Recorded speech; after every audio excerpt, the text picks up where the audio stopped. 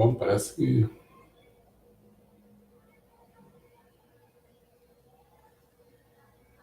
não tem ninguém. Vamos ver. Primeiro que entrar, a gente sabe como. Bom, pronto. É isso. Estamos no ar. Após, acho que quase umas 2 semanas, né? Com 10 dias, mas. Então, nós vamos dar continuidade, fazer aquelas apresentações, né? Apresentações, porque nós temos aqueles 146, se não me engano, livros que estão ali, né? Estão aqui. E nós reduzimos isso aí por causa de. A gente vê assim quais são os que não tem muita repetição e tal. Então, deu aqueles 36, né? Então, hoje nós estamos. Eu não sei se a gente conta aquela introdução, mas se não contar, eu acho que nós estamos na nona palestra sobre isso, né? E eu estou procurando, às vezes, juntar coisas um com o outro, achando assim que seria mais. Sabe quando às vezes você. Mas é um engano meu, porque cada às vezes coisa desse. Dá para falar muito, né? Mas eu não sei assim. Esse aqui de hoje, você vê, nós vamos falar ao mesmo tempo do material de estudo e da Luz do Oriente. A Luz do Oriente, relativamente, acho que quase todo mundo conhece, uma boa parte conhece. São 3 volumes, né? Agora, o material de estudo, por exemplo, eles são. Primeiro, é aquele negócio, é solto por aí, você não sabe de onde que veio isso. Então, para vocês terem uma ideia, são 11 volumes, quer dizer, 11 material de estudo. No entanto, eu não tenho 1, 2, 3 e 4. Então, talvez no 1 tivesse algum comentário que eles pretendiam fazer, talvez, provavelmente, não sei.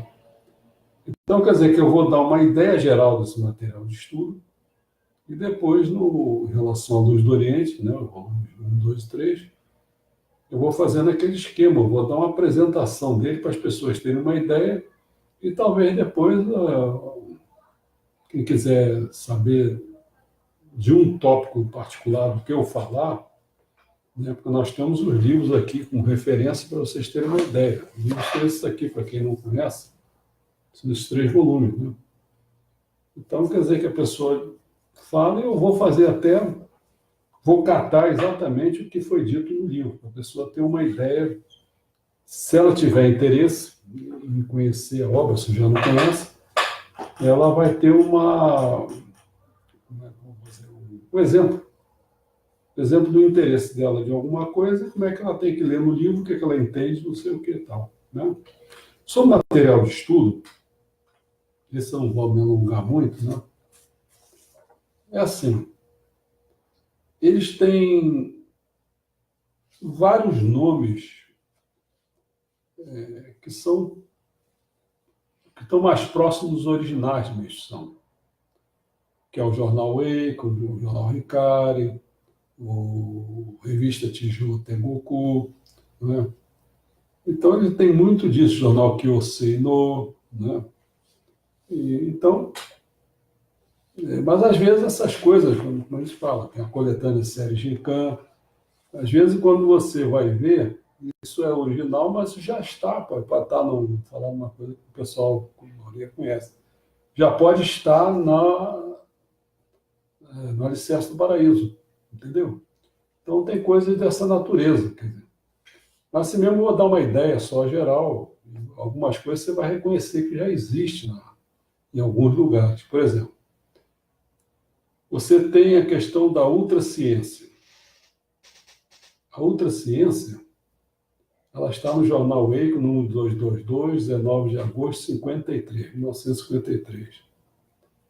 Essa é uma coisa que o pessoal percebe que já está lá. Pode não estar com esse nome, mas é uma coisa. Agora, já o mérito do Dr. Iokawa, visto espiritualmente, que também está no Jornal Eico e tal. Medicamento é ciência, Isso já está em outra face da doença, mas posto de outra maneira, entendeu? Às vezes não. Toxinas medicinais, bactéria como causa da doença. Será que a doença sara através da atual medicina? A medicina que se opõe ao Criador, quer dizer, isso aí é uma série de coisas, né, que estão nesse material de estudo número 5. No número 6, por exemplo, tem a revolução da medicina, tem a teoria da visão estreita acerca dos efeitos do remédio, o medo da toxina medicinal, o surgimento das bactérias, a atual gripe popular, os médicos são colaboradores da nossa igreja, espiritualismo. Você vê que são temas que podem não estar lá, né? São coisas diferenciadas, né? Bom, então eu acho que eu não vou ficar lendo isso aqui, que são muitas coisas, quer dizer, né? A visão criminosa da medicina está no material de estudo número 9. A medicina é um mito, o orgulho do Japão, época dos samurais de nível mundial.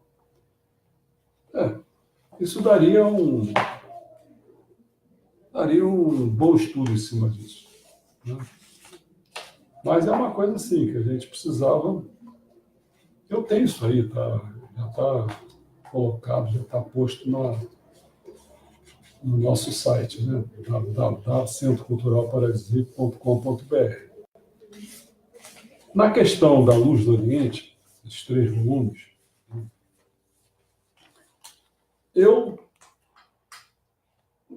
assim, eles foram se preparando, depois eu vou colocar logo de início,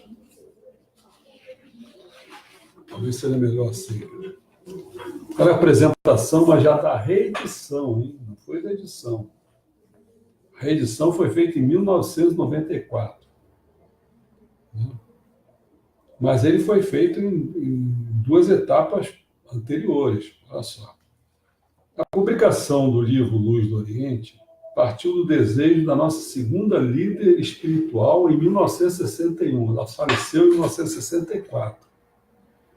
Foi formada a comissão de compilação da história do fundador Mokichi Okada e teve início a coleta de dados para a sua execução. Por ocasião da comemoração dos 30 anos da fundação da igreja, que foi em 1935, 30 anos, então foi feito em 1965, foi possível lançar como preparação o livro Reminiscências sobre Meixo Sama, entendeu? Então, antes de chegar nessa Luz do Oriente, eles foram catando as experiências, as lembranças que as pessoas tinham em relação à sua vivência com o Meixo Sama. Para daí dar origem o quê? A Luz do Oriente, que é uma coisa mais elaborada, é uma história.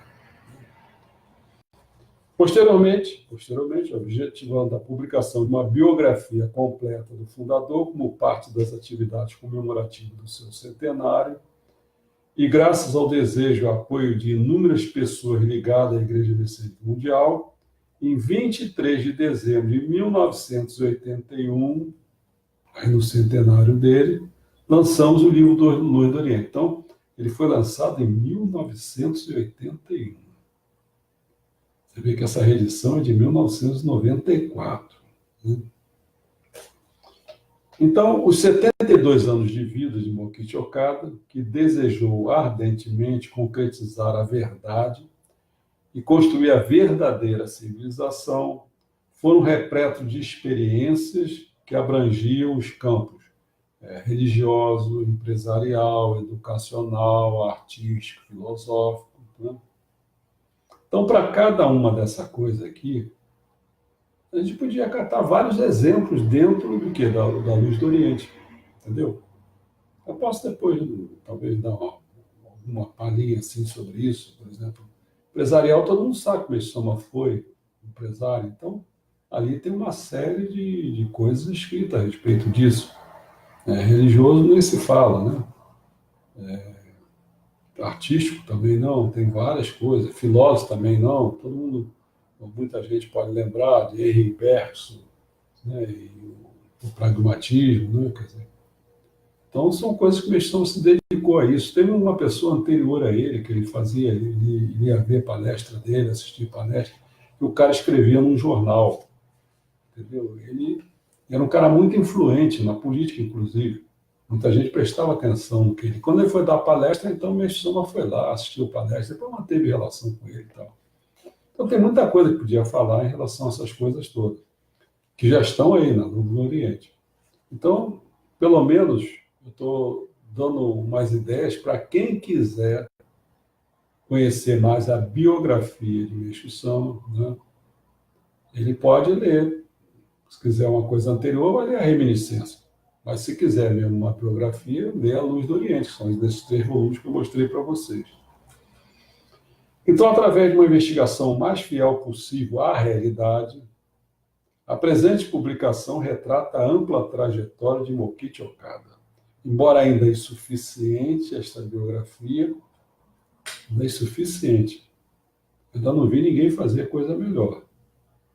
Eu não sei também agora o quanto vai conseguir fazer uma coisa melhor. Esse é um problema. Muita gente já morreu, pô. E eu não sei se tem coisas nesses arquivos. O Japão sofreu com a Segunda Guerra Mundial. Então, eu não sei o quanto coisa foi guardada, destruída, não sei, né? Bom, embora ainda suficiente a biografia, engloba, é interessante a gente observar isso, ela engloba 3 coisas: o cotidiano, o ideal e a filosofia de Mokichi Okada. Isso é...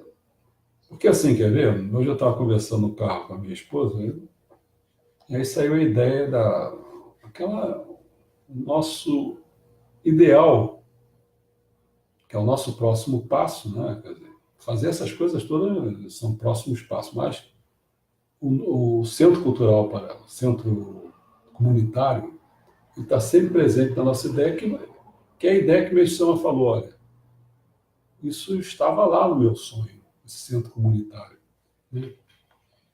Mas ele tem umas características, que era num prédio suntuoso e tal, então ele envolve dinheiro. Então ele passa a ser o quê? Um ideal. O ideal já de Meixo Sama, que é um ideal nosso. Mas o nosso cotidiano não abrange essa possibilidade.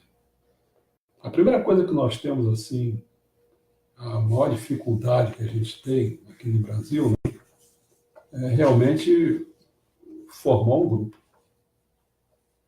As pessoas aqui no Brasil não foram acostumadas a fazer parte de grupo.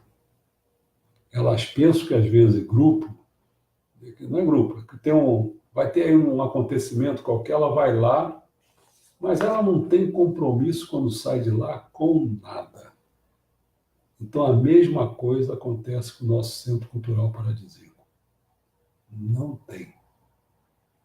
A gente tem algumas pessoas que uns fazem um pouquinho mais, um pouquinho menos, mas o grosso mesmo, a gente não consegue articular isso. Não tem...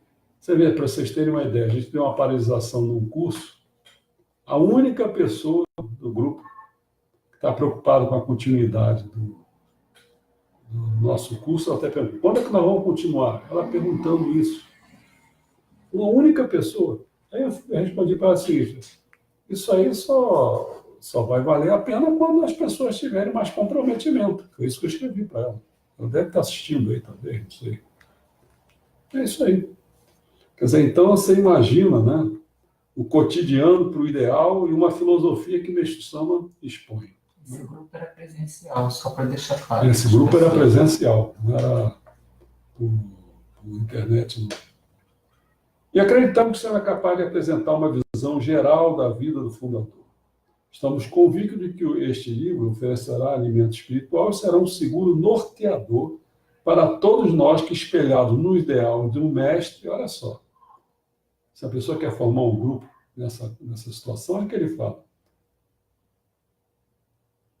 espelhados nos ideais do mestre, almejamos incessantemente o quê? São 2 coisas, para fora e para dentro.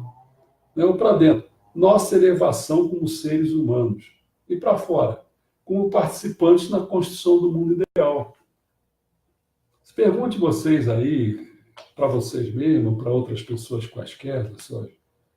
Pode ser até messiânico, acho que é melhor mesmo, né? Eu pergunto a vocês: quem é que está realmente preocupado em se elevar espiritualmente? Pergunta. Pergunta depois, quem é que está preocupado em participar na construção do mundo ideal? Pergunta. É uma fraqueza danada. Entendeu? Eu estava, quando estava lá nos Estados Unidos, eu acho que foi lá, que eu estava brincando, ou foi aqui, já foi aqui. Eu falei assim, caramba, eu acho que quando eu faço esse live, sabe o que dá a impressão? Ou quando nós tínhamos o grupo, dá a impressão o seguinte, o pessoal está doido para acabar, pô, essa porcaria aí não está na hora para burro, entendeu? E lá vem ele de novo, vai fazer mais coisas. É assim a impressão que eu tenho. Você não é uma pessoa que representa a possibilidade de alimentar o espírito de busca dele, porque ele não tem espírito de busca nenhum. Nenhum. Então eu sou um estorvo na vida dele. Ele está doido para fazer o quê? Está doido para pegar. Qual é a bola da vez? A bola da vez é pegar o celular e ficar ali, falando aquelas besteiras um para um lado, outro para o outro. Caramba, é esse que é o mundo? Ou então viver dentro do ônibus apertado, dentro do tráfico. Né? Então a gente está nessa confusão toda, cara.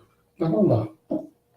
Atendendo ao desejo de um grande número de admiradores e adeptos de Mokichi Okada, reeditamos o livro do Oriente nessa segunda edição, corrigimos algumas datas e inserimos alguns trechos para maior clareza textual. Modificamos igualmente expressões que, sob o prisma do respeito aos direitos humanos, eram consideradas indevidas. Desejamos sinceramente que o presente livro faça parte da leitura diária daqueles que, de uma maneira ou de outra, possuem afinidade com a obra do nosso fundador. Bom, então vamos apresentar os 3 volumes. Primeiro acho que eu vou falar sobre o índice para pessoas que não têm ideia, têm uma ideia, e qualquer pessoa que tiver uma curiosidade em saber qualquer coisa, de uma dessas coisas, diga o nome, né?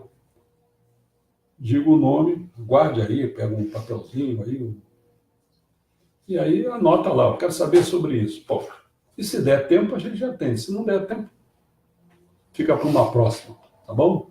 Vamos lá. Todos os 3 volumes têm um prefácio, tem uma apresentação em edição brasileira, tem uma apresentação da reedição, tem notas do tradutor, e aí tem ensinamentos do fundador. Eles colocaram esse ensinamento do fundador aqui, com uma coisa que até hoje eu não entendo por que eles fizeram. Eu posso ter uma ideia, mas não sei por que eles fizeram aquilo. Botaram isso destacadamente para fora. A pessoa pode dizer assim, não faz parte da história, da biografia dele e tal. Mas é como eu fiz, quer dizer, eu tenho escrito aqui que é um pouco diferente dessa biografia.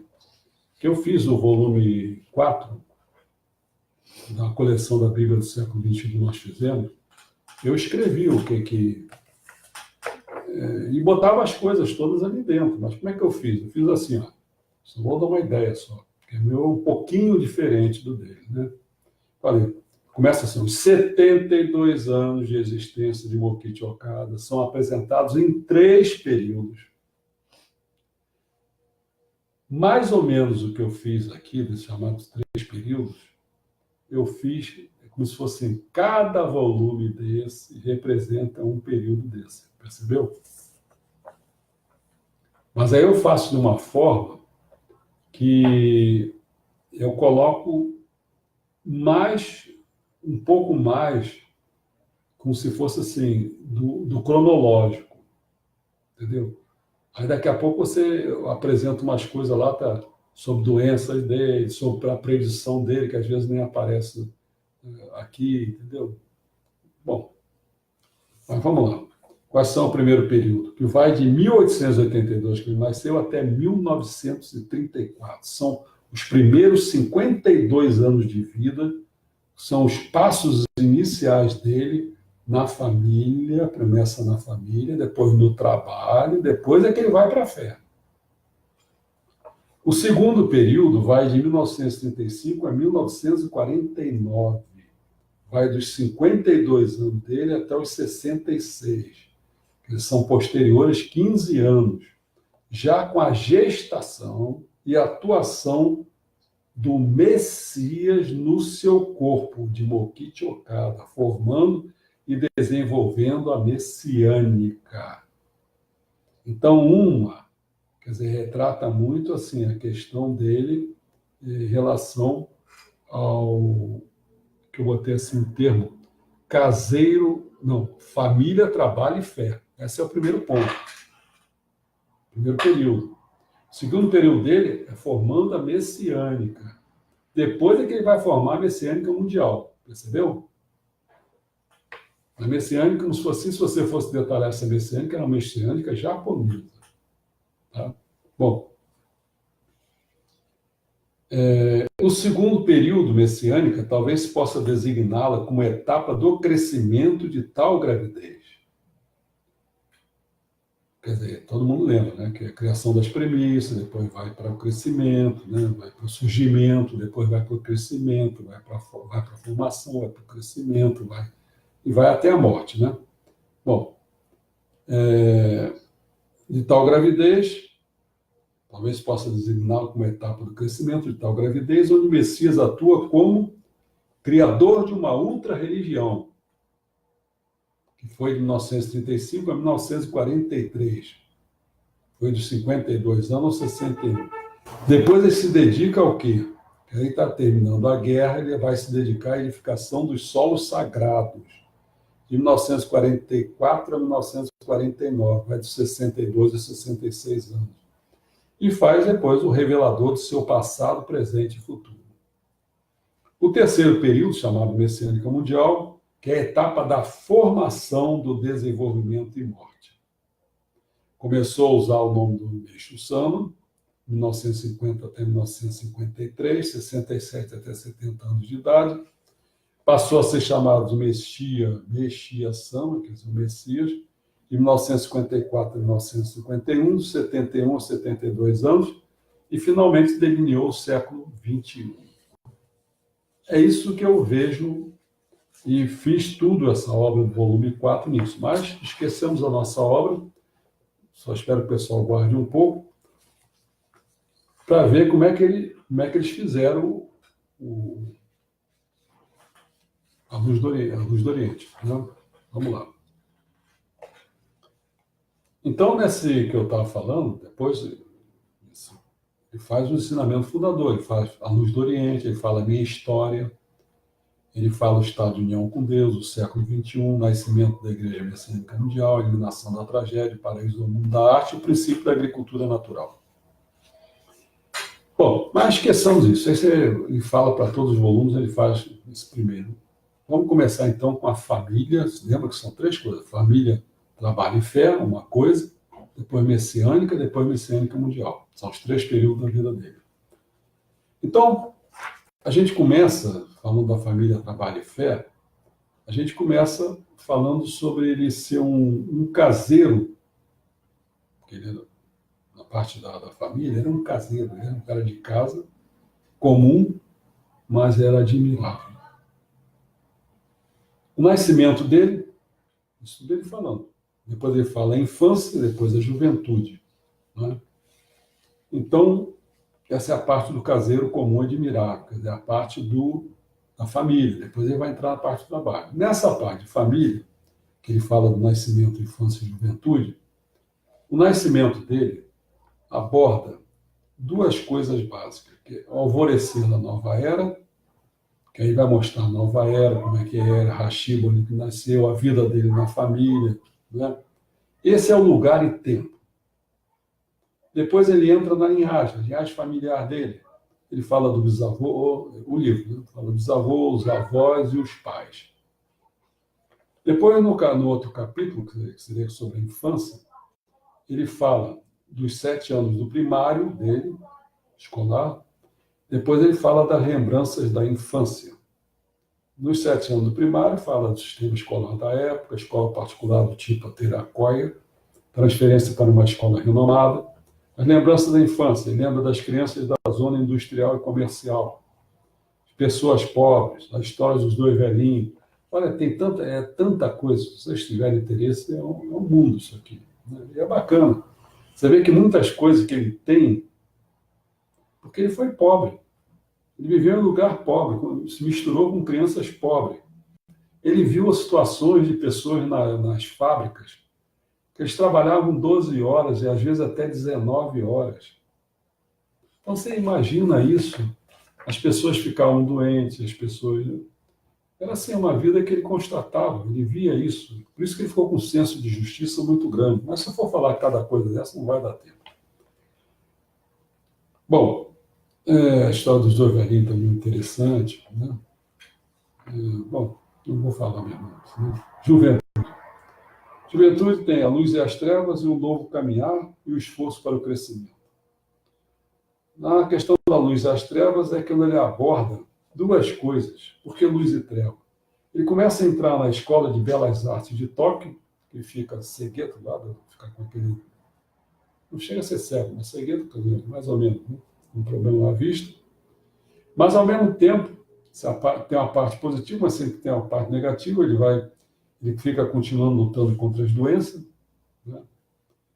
E era tão doente que as crianças brincavam, mas ele não brincava, não. Olha só. E ele, no colégio, sempre era sempre primeiro ou segundo lugar. Eu não posso ficar falando muito, senão não dá tempo. O novo caminhar dele, então, ele começa a mostrar que ele já vai entrando em algumas coisas, aprendizagem de maquiê, ele tenta sair da pintura, mas ele entra no maquiê, aí lá vai o dedo dele também, fica, se vocês perceberem, o dedo dele é meio deu um corte no dedo, ficou meio assim. Bom, depois entrou no esforço de crescimento. O esforço de crescimento é exatamente aquilo que eu falei para vocês. É a hora em que ele vai, através daquele jornal que eu disse, né, que é o Yorozutio, e o nome do camarada que era brilhante era o Ruiko Kurowaya. Não falo direito, não sei se está certo. E depois vai para os estudos de filosofia que ele fez. Aí depois, ainda nessa... Lembra que ele está falando o quê? Dentro da família, depois do trabalho, na fé. No trabalho, aí começou ele a ser um empresário de loja de aviamentos.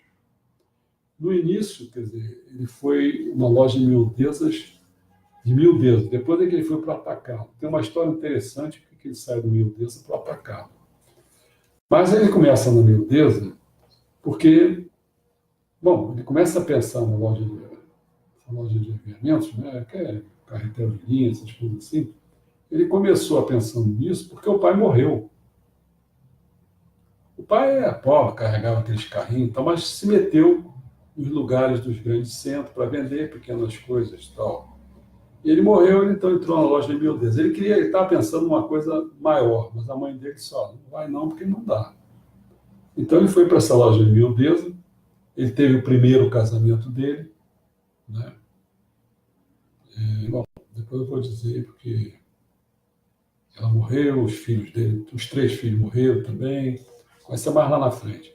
Então ele tem esse casamento, ele entra no comércio por atacado, em parte porque foi uma pessoa lá que tinha uma grande firma, acho que é Mitsu alguma coisa, esqueci. O cara era meio novato, não sabia, entrou na loja dele e começou a fazer perguntas. Olha, eu sou novo aqui, mas numa grande firma. De repente, minha chama deu todas as informações para ele. O cara achou aquilo tão bacana, porque dá informações e tal. Então, resolveu investir nele. Você tem que ser uma loja de atacado. Ele ficou meio doido. Como é que eu vou fazer isso numa coisa, passar por uma coisa nessa natureza? Mas ele meteu as fichas e foi, criou negócio, criou bijuterias, tipos de penteados novos, tal. Fez visita a um camarada importantíssimo, Tenshinho Kokukara. Depois vem a morte da mãe. Aí vem as doenças. Né? Então ele se colocava numa posição que ele era um ateísta nessa ocasião, ele era bondoso, mas era sofrido, cheio de doença, e cheio de morte, de coisas dessa natureza. Aí ele começa a entrar na fase, né, ainda como empresário, uma fase de sucesso, dessa transação com essa loja chamada Mitsukoshi. Né? Ele aí faz a invenção do diamante açaí, uma coisa importantíssima, feita de... Acho que é como se fosse vidro, né? Caquinhos de vidro. Caquinhos de vidro, mas fica bonito feito aquele negócio. Mosaico. E ele via no cinema, via aquela que para reluzir no cinema, aquelas coisas todas assim. E ele, então, ele, como empresário, fez uma administração completamente racional, inovando várias coisas. Eu podia dizer, não vou dizer. Aí vem para a época do bairro de Kitamaque, vai para a administração do cinema. Ele gostava tanto de cinema que ele resolveu, junto com outra pessoa, investir no cinema. Aí tem um período aí que mas ele só ficava doente dentro do cinema. Toda vez que ele tinha que ir para o cinema, ele ficava doente. Ele não sabia por quê. Ele foi procurar saber, tinha uma caveira de uma pessoa lá, amaldiçoando lá sempre. Aí ele passou a não ir mais e acabaram com o negócio do cinema e ele então ficou bom. Tem várias histórias assim, muito interessantes. Aí, além de sucesso, vem um sentimento filantrópico da parte dele, um amor que não visava recompensa. Ele deu dinheiro para uma pessoa que começou a ficar doente, tipo assim, a pessoa fica doente, ele vai e continua pagando a pessoa. Aí os parentes dizem, pô, como é que é isso? Que história é essa? Tinha um sentimento de justiça muito, muito grande. Enfrentou muitas, como se fossem firmas muito poderosas, né? Bom, aí vamos para a parte da fé. Lembra? Família, primeiro abordei. Estuda o livro 1, volume 1. A família, depois a questão do trabalho e, finalmente, a fé, que é a fé nessa ocasião, desse primeiro volume, nesse período da vida dele, ele aí se converte, que é a religião do Omoto. Ele se converte e vem vários sofrimentos em cima dele, vários, nessa conversão. A falência do Banco Soco matou a empresa dele, morte da esposa e dos filhos. Ele aí contrai um segundo matrimônio, que seria com a Lidai Sama, que seria a segunda mulher dele, né? E aí começa o segundo nascimento dele, que é o nascimento na fé, né? Ele aí procura a salvação, ele começa a fazer uma instituição da sociedade anônima, vem finalmente mesmo o colapso da empresa, vem uma tentativa de esforço para a recuperação, e nessa base, que começou a morrer, morreu o filho do irmão dele, que estava indo com ele em peregrinação, tal, caiu lá no rio, tal, morreu. O irmão ficou bravo, disse que foi por culpa da religião Omoto que ele estava entrando. Acho que ele ficou 1 ou 2 anos afastado, não queria saber da idade. Ele retorna à religião Omoto. Aí ele começa a ver a apreensão e a essência de Deus, começa a ter essa ideia. Conscientização da vontade divina, ele começa a ver a pesquisa do mistério, a voz de Deus, o Kenjitsu, os sucessivos mistérios, a pesquisa sobre o Espírito Divino. Aí ele entra o quê? No começo, no fomento para a fundação da igreja. Então ele começa com atividades literárias, a difusão em tópico, a evidência das provas e dedicação dele exclusivamente à obra divina. Ele larga tudo, deixa com os empresários e parte para isso. Esse é...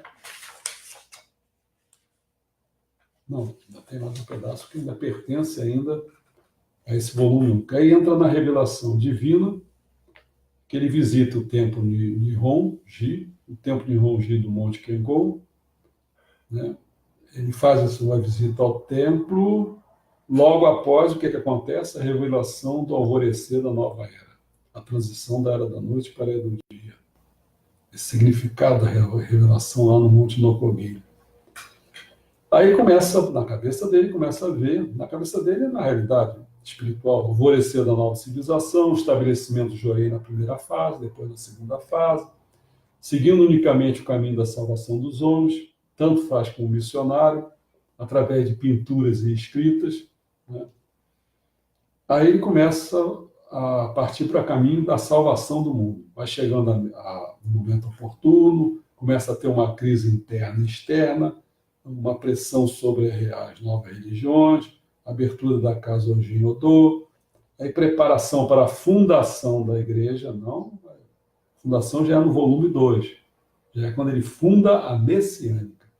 Preparação para a fundação da igreja, em que sentido? Na imagem do Kanun de 1000 braços, oração Zengesanji, elaboração de estatuto, instituição provisória, e aí vem os pioneiros da igreja. Isso aqui, realmente, é o livro 1, volume 1. O volume 2, né? Aí já começa com a questão da fundação da igreja, que é a messiânica, é a parte 2. Aí ele faz a religião da luz, baseada em que a instituição da Nippon Kanon Kai, que é a Associação Kanon do Japão, a proposição, o Kanzeon Bosatsu e a bola de luz, começa a ficar preso nessa ideia, e vem as publicações, aí parte para as expansões. As expansões são mudança para o Jikan So, que é a casa de Jikan, a publicação da apostila Terapia Japonesa, elaboração de talismãs e o curso Kanon. Aí a preparação para fundar, ele começa a preparar pessoas para fazer o que ele fazia, o que ele faz, o que fazia naquela época, né? Chamava de talismã? Chamava de talismã, mas são essas medalhas nossas, porque isso no início tem a primeira fase de orei, depois a segunda fase, mesmo na segunda fase você vê o negócio, eu estou fazendo assim, mas assim, é como se fosse como é que se diz? Era de tecido. De tecido. Dava um problema, os caras iam para a guerra com aquele tecido ali, entendeu? E para tomar banho tinha que tomar cuidado, era muito complicado isso, até para chegar nessa fase de metal, né? Bom, o outro capítulo, ele faz, assim, os 10 anos de contenção. Entrou na Segunda Guerra Mundial, meu amigo. Todo mundo sabe, né? Não precisa se falar nada. Não tinha. Porque você pensa, o imperador de lá era Deus, pô. Você vai. A religião oficial e única que devia ser era o shintoísmo, não tinha vez para nada. Então ele teve mais a se recolher mesmo. Então foram 10 anos de contenção. Ele fez o Jeon-kyo, o Vale do Rio Perfeito, ele fez a inauguração da nova sede ali, aí começou a vir a atenção da sociedade, começou a sofrer pressões, foi a instituição da Dainippon Kengun-kyo, que ele passou para ser uma associação japonesa de saúde, né? Aí, automaticamente, fez ver a dissolução disso, porque havia uma ordem de proibição da prática de tratamento. Então, como é que ia ser uma associação japonesa de saúde? Entendeu como é que é? Aí veio o caso Omiya, veio o primeiro caso Tamagawa, veio a obra divina sob pressão, começou a ficar sob pressão, ele teve que fazer a associação dos 100 canons, porque como é que ele passou a ter tempo, então ele resolveu começar a pintar canons, os 100 canons. E depois foi para o solar da contemplação do Monte Fuji, reinício das atividades no tratamento, mas tem muitas coisas que foram camufladas, eram pessoas, às vezes, que eram esposa mesmo de um ministro, uma coisa assim, que ia lá nas escondidas e tal. E, bom, buscando a luz, começou, mas estava de mãos atadas. Veio o segundo caso, Tamagawa, milagrosos quadros de caligrafia que fazia verdadeiros milagres através da caligrafia dele. A pessoa botava aqueles quadros, ocasionavam muitos milagres. Veio a forma de confraternização, veio a espera do momento oportuno, aí começou ele a se dedicar a uma vida no lar, mas fazendo agricultura natural, que ninguém percebia que ele estava fazendo aquilo, não sabia nem o que ele estava fazendo. É claro que as pessoas imaginavam assim, não, nós estamos vivendo um momento meio difícil, então ele está fazendo comida para a gente. Não, ele estava testando para a agricultura, que aquela dos agrotóxicos, do tempo da guerra, que tinha que jogar muita coisa lá, nitrogênio e tal, já estavam poluindo o solo para ele é uma coisa sagrada, né? Mas, ao mesmo tempo, ele também tinha um problema muito grande com ele, porque o que ele era, afinal de contas? Ele resolveu, então, comprar uma mineração para se postar, entre outras coisas, para se mostrar que ele tinha uma mineração, porque senão ele não tinha nada, ele era um Zé Ninguém, entendeu? Quer dizer, então ele partiu para isso, mas também... Era empresário, né? Para ter uma mineração tem que ser empresário. Empresário, poderia tentar ganhar dinheiro com isso, mas não ganhou, não. Aí veio viagens diversas para várias regiões, fez dias de resignação mesmo. Depois, publicação da obra, é uma das obras mais antigas, que o pessoal às vezes não tinha muito, mas foi incorporado em outras coisas, que chamava-se Medicina do Futuro. Depois veio a atividade de salvação em forma provisória, 99%, todo mundo conhece, né? 1% que salva tal. E aí vem coisas complicadas. Prognóstico sobre a derrota na guerra e conselho para os fiéis se refugiarem. Ele mandava, vai para lá, para um lugar do interior, assim, entendeu? Se ele tivesse ficado lá, e alguns que ficaram acabaram morrendo e tal. E veio o período final da guerra. Aí o Japão renasceu. Então, de Tamagawa para Hakone e Atami, né, ele passou para isso, rumo à Terra Sagrada, aí foi fazer o solar da Montanha Divina, que é o Shinzan-so, e depois o Tonzan-so, que é o solar da Montanha Leste. Ele teve que ter muita vigilância nesse período, até chegar realmente o fim da guerra.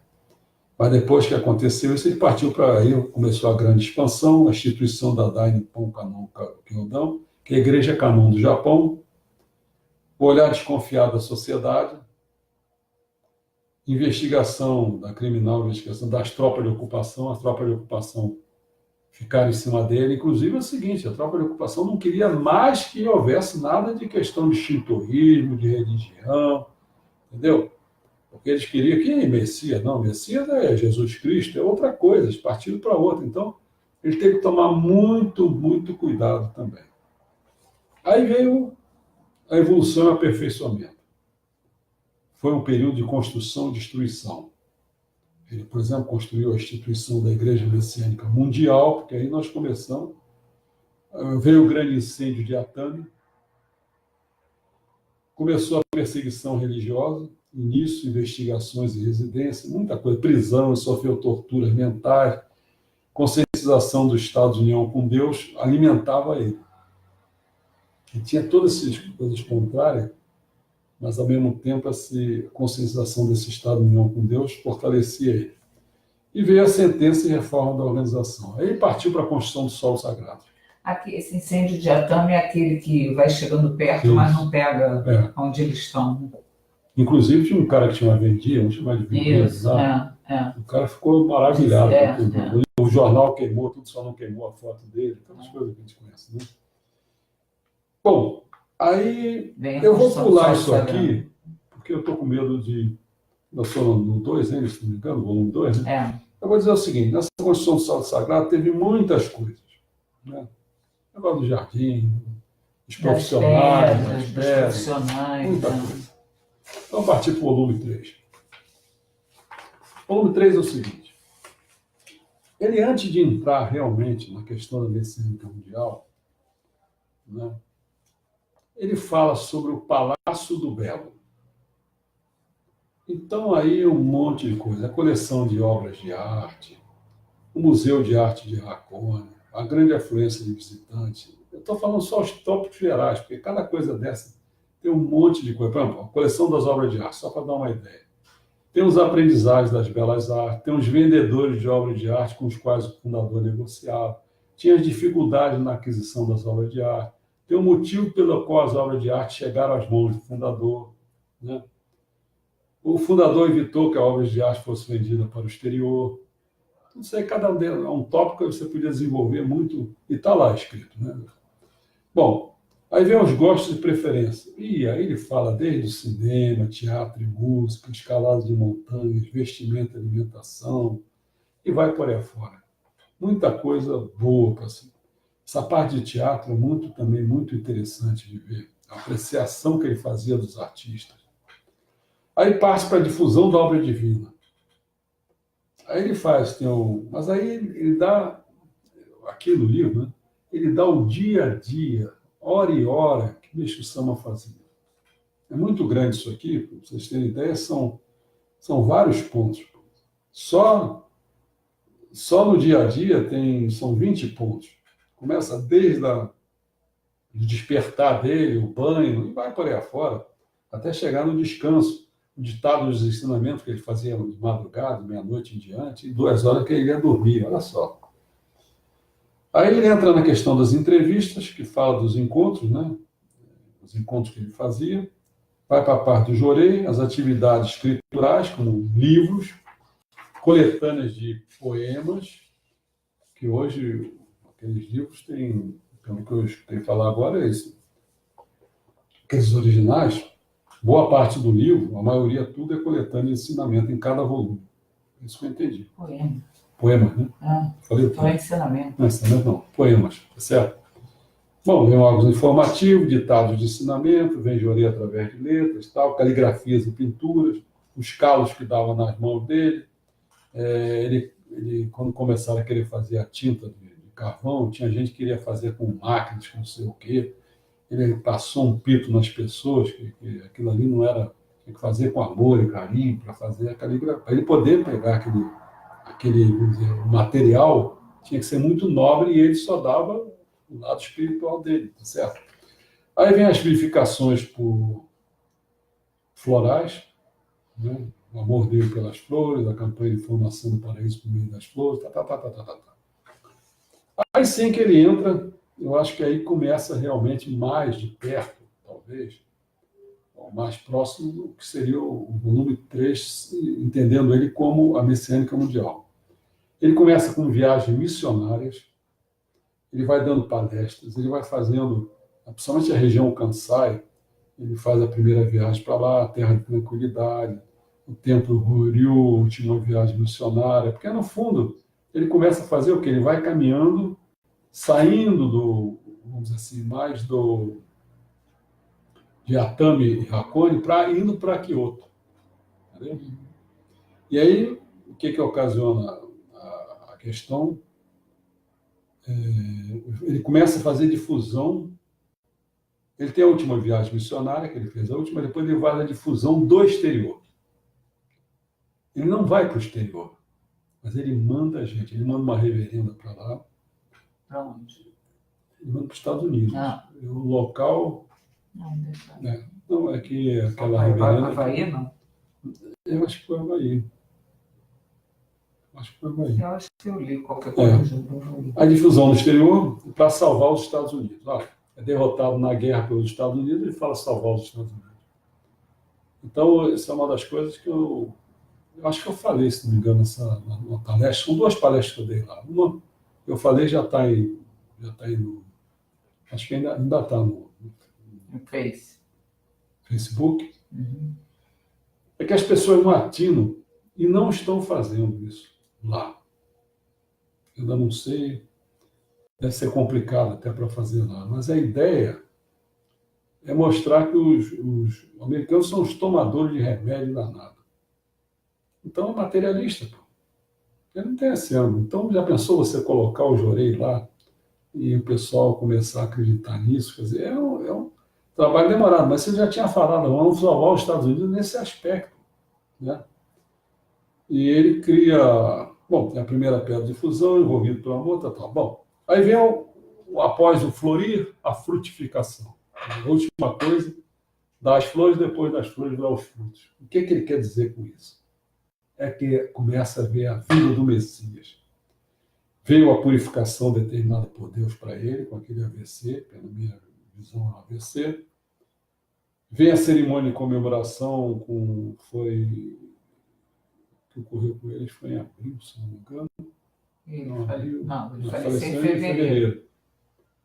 Eu não me lembro bem ao certo, mas sei que em junho, que é o dia de 1931 da comemoração da transição da Era da Noite para o Dia, Paraíso, aí comemoram lá a cerimônia de comemoração provisória da vinda do Messias. Aí vai ao Palácio de Cristal e a Coluna de Luz, que é um acontecimento muito interessante. O tão ansioso pote de glicílias, na véspera dele morrer, que ele troca por um terreno que ele amava muito, apenas por aquele pote. Olha o valor que ele dá, aquele pote de glicílias. E aí vem finalmente a ascensão dele, notícia chocante para muita gente, dedicação em planos, e vem o sepultamento. E aí se termina com a eternidade da vida, onde ele fala que Deus homem está aqui, correspondendo à vontade do fundador. Essa é uma questão importante porque a vontade não é de Kyoshi-sama, a vontade é do fundador. Percebeu? esse quem quer querendo criar a igreja mesmo de alto versículo, seja feliz. Siga lá o construção e tal. Né? Eu sei o que vocês vão dizer, mas não é nada disso que eu estou pensando. Também não vou ficar falando, explicando muito. E aí ele faz um pós-fácil, com um sumário biográfico do fundador, papá. É isso que o resumo que eu diria para vocês é esse.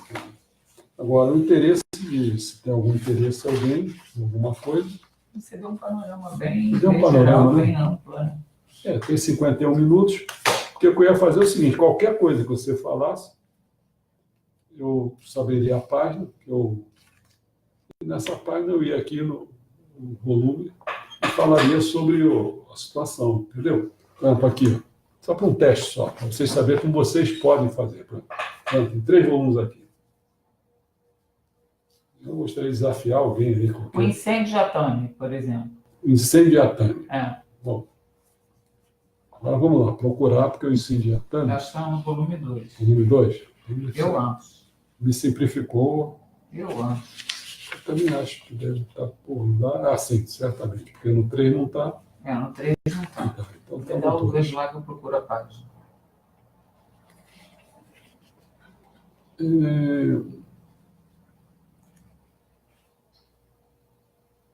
Você quer procurar também?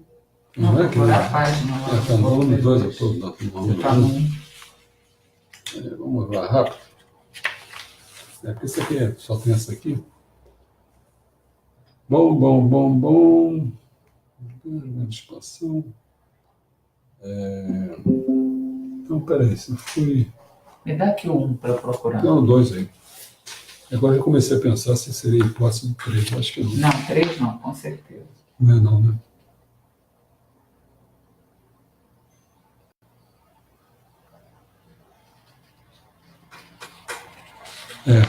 Está nesse 2 aí. O grande incêndio de Atami. Tá aí, qual é a página? É a página 200. Mas vê, está com a página escrita em vermelho, né? Em vermelho. Página 200. Página 200. Aí eu vim aqui, ó, volume 2, vou aqui na página 200, suponhamos que alguém de vocês fosse, que ainda está falando aí, não fosse qualquer um. É um teste, né?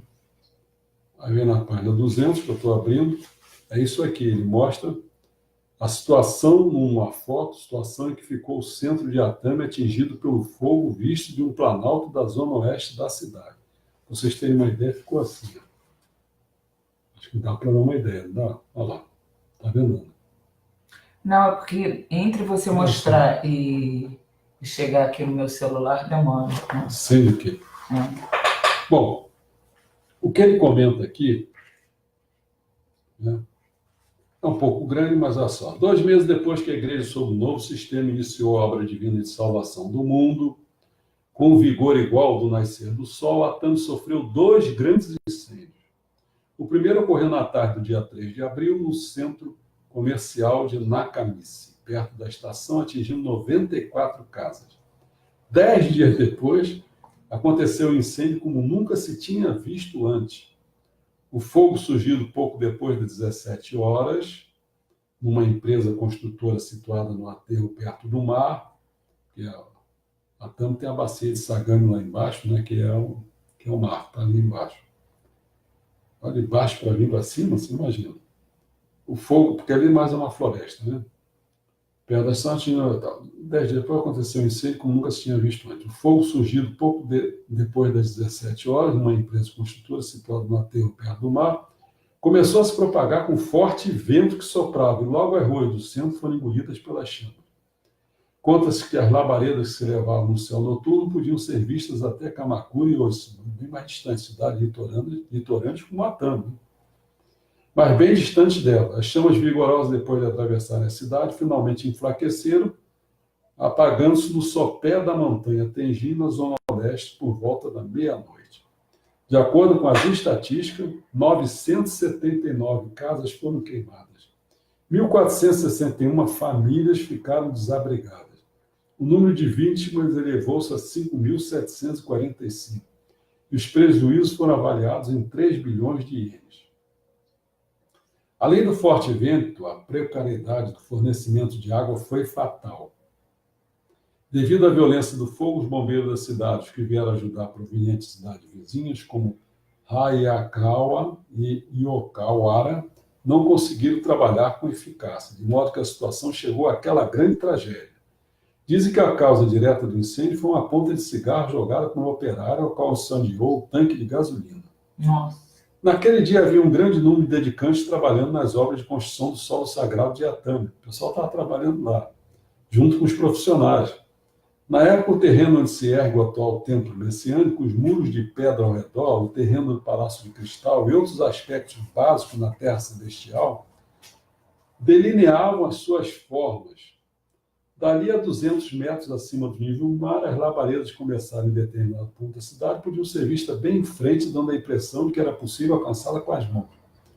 Quando as sirenes começaram a tocar persistentemente e o incêndio parecia se agravar, os dedicantes, preocupados com a sede provisória, situada relativamente perto do ponto onde rompera o fogo, desceram a montanha. No momento em que eles chegaram lá, as faíscas caíram como chuva. Pareceu-lhes que era questão de tempo a sede pegar fogo. A imagem de Deus já havia sido levada para um local seguro, juntamente com os quadros de caligrafia do fundador. Foi mais ou menos nessa hora que o fundador chegou, na companhia de Yoshi, que é a Midai-san, né? Vindo de Reikion-so, situado no bairro de Minaguchi. Depois de dirigir palavras de agradecimento àqueles que apressadamente carregavam os objetos, ficou em silêncio, ministrando jorei na direção do fogo. Logo em seguida, as chamas atingiram a porta da frente, que caiu em poucos instantes. O transporte dos objetos ainda continuou, e as pessoas que estavam desocupadas foram distribuídos baldes, bacias, panelas, etc., a fim de transportarem água para os lugares que pareciam estar em perigo. Ela era jogada ininterruptamente no telhado e nas paredes, e, entretanto, com a intensidade do fogo, logo secava. Assim que isso acontecia, jogava-se mais água. Enquanto repetiam esse trabalho às cegas, as pessoas não tinham nem tempo para sacudir as fagulhas que caíam sobre o seu próprio corpo. Além disso, uma intensa chuva de fagulhas caía sobre o telhado. As casas e lojas situadas à volta vomitavam fogo. A sede estava cercada de três lados pelas labaredas. E as árvores do jardim já não tinham mais folhas. O prédio do jornal Hikari ficava próximo, acabou sendo envolvido pelas chamas. Todos jogavam água no corpo para aliviar o calor. E até entravam no lago para poderem continuar o trabalho. Mas as roupas logo secavam, parecendo que iriam pegar fogo a qualquer momento. As pessoas que não tinham vasilhas para pegar água subiam ao telhado e estendiam desesperadamente a mão, ministrando jorei na direção das chamas que se aproximavam. Exatamente na hora que se pensava que era o fim, o vento começou a mudar de direção. As labaredas que pareciam prestes a engolir a sede a qualquer momento foram empurradas para trás. Isso aconteceu por volta das 22 horas, ou seja, 5 horas após o início do incêndio. Os avisos sobre a situação da sede provisória chegavam sucessivamente ao fundador, que havia retornado ao Reikion-so. Pegou fogo, está queimando. Mas o fundador, sem demonstrar o mínimo abalo, dizia cheio de convicção: não, ela não vai pegar fogo, não. Pouco antes, quando o incêndio atingiu a rua Ginza, ele orientava: os bairros de Shimizu e Asahi também correm perigo, por isso avise a todos e mande que se preparem para a evacuação. Ao mesmo tempo, talvez convicto da absoluta proteção de Deus, disse também: pelo menos a sede provisória será poupada. Seria mesmo verdade? O incêndio se alastrou da Ginza para Asahi e em seguida para Shimizu, mas a sede provisória, que todos pensavam não escapar, continuou de pé em meio de escombros. E o milagre não foi só esse. Na manhã seguinte, arrumando o local onde estava sediada a redação do jornal Hikari, os dedicantes descobriram, entre as cinzas e restos de objetos destruídos pelo fogo, alguns jornais super queimados. Eram exemplares do primeiro número daquele periódico, do número 53 do jornal Kyusei, nome para o qual ele fora mudado. Todos ficaram surpreendidos por eles terem sido poupados no meio do fogaréu, e essa surpresa logo se transformou num sentimento de respeito, pois na primeira página do primeiro número do jornal Hikari havia sido publicada uma foto do fundador ocupando a metade da folha. E o fogo, como se desviando da foto, queimara apenas as bordas em formato semicircular. No número 53 do jornal que eu sei, também na primeira página, havia sido publicada a figura de Dai Miroco, desenhada pelo fundador. As pessoas que estavam realizando aquele trabalho descansaram as mãos e, reunidas em volta dos jornais, choraram de emoção. Esse milagre ocorrido durante o grande incêndio de Atã foi amplamente noticiado no jornal que eu sei, ampliando o redemoinho da emoção religiosa e dando coragem e esperança aos fiéis de todos os países, aos quais tendiam a ser mal vistos, como integrantes de uma nova religião. Para dar uma ideia para você, né? Olha aqui como é que ficou esse aqui do Meixo Sama. Tem que fazer assim, olha lá. Está vendo o jornal como ficou? Semicircular ali, e ficou a foto dele lá. Uhum. Queimou assim em volta. Já viu? Já. Acho que foi bom. Um exemplo assim, que a pessoa quer saber alguma coisa, vai no livro. Isso né? é história, né? A biografia. A biografia dele. Os acontecimentos, as coisas. Só o que a gente faz, quer dizer, eu trouxe até aqui o nosso índice, né, que é o do Messias, volume 4, ele, eu não sei como dizer, ele é organizado de uma certa maneira, às vezes, assim, de outra maneira. Para você ter uma ideia só, eu comecei esse volume 4, sabe escrito como? Sabe qual era o primeiro capítulo dele realmente? É Messias no corpo de Mokichi Okada. Quer dizer, aí já começa a mostrar que assim como Jesus de Nazaré é uma coisa e Cristo é outra, que Cristo entrou no corpo de Jesus de Nazaré, né? Então chama-se Jesus Cristo, mas é essa figura. A mesma coisa é a situação de, fazendo um paralelo, seria Mokichi Okada, sendo o equivalente a Jesus de Nazaré, e o Cristo, o equivalente a Cristo, seria Meixo Sama. Mas essa é a primeira parte que eu começo mostrando que Mokichi Okada ele teve reencarnações e Meixo Sama também. Ia chegar o famoso Kunitoko no Tachi no Mikoto, mas teve aquele período todo, Kanzeon Bosatsu, aqui nessa vida, mas ele teve outras. Teve outras. Teve tanto no Oriente como no Ocidente. Então, essa aí é muita coisa para ser falado, né? Eu espero que nessa uma hora, praticamente foi uma hora, né? Espero que tenha cumprido e ter passado nessas 11 que eu tenho, 11 organizações messiânicas, essa daí é da nossa, é a MMB, a Igreja Messiânica Mundial do Brasil, que a Luz do Oriente faz parte dela, né? Não é a Torrô, nem nada, é a Igreja Messiânica Mundial do Brasil. E na próxima vez nós vamos falar sobre outra, né?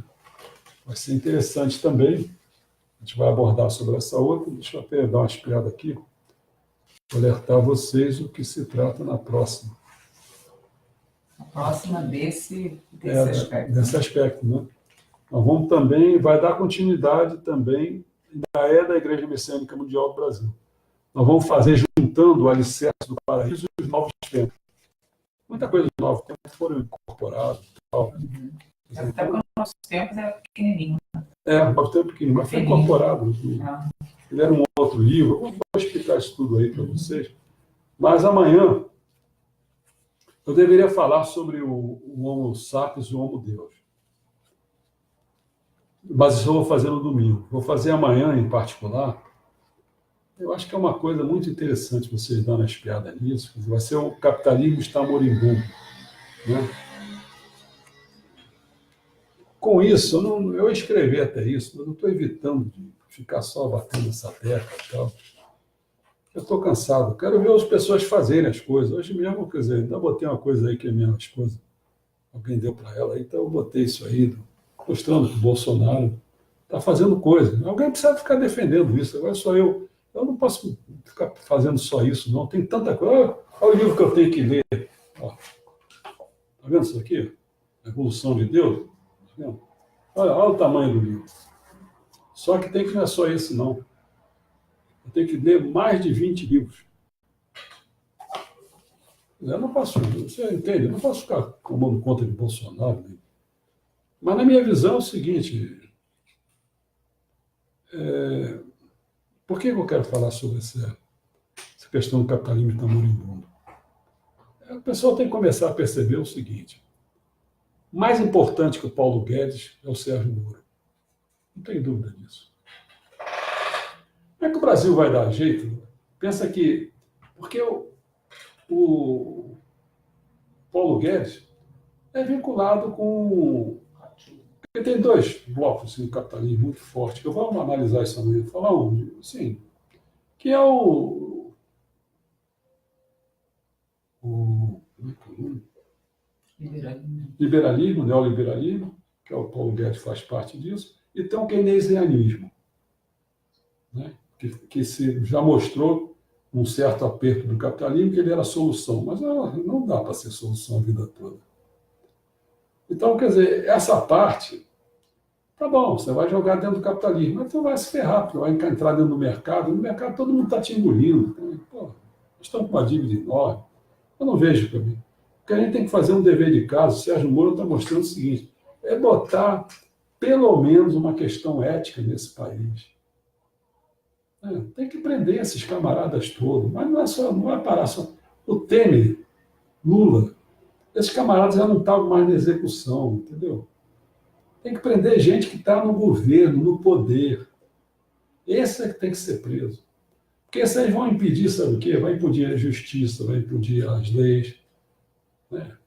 Pessoas legislativas, judiciários, esses têm que ser presos. Alguns desses que são cabeça, são desse mesmo movimento, vamos dizer, joga contra o Brasil, continua a fazer a favor dos corruptos e outras coisas mais, toma lá e dá cá. Tem que pegar esses caras, entendeu? Então, por isso que eu quero mostrar que o capitalismo está moribundo, para não ficar jogando muita festa nessa reforma da Previdência. Eu já falei várias coisas dessa forma, não quero falar mais disso aí. Entendeu? Não é para ficar falando muito de reforma da Previdência. Tem problemas ali? Tem. Tem que combater privilégios? Tem.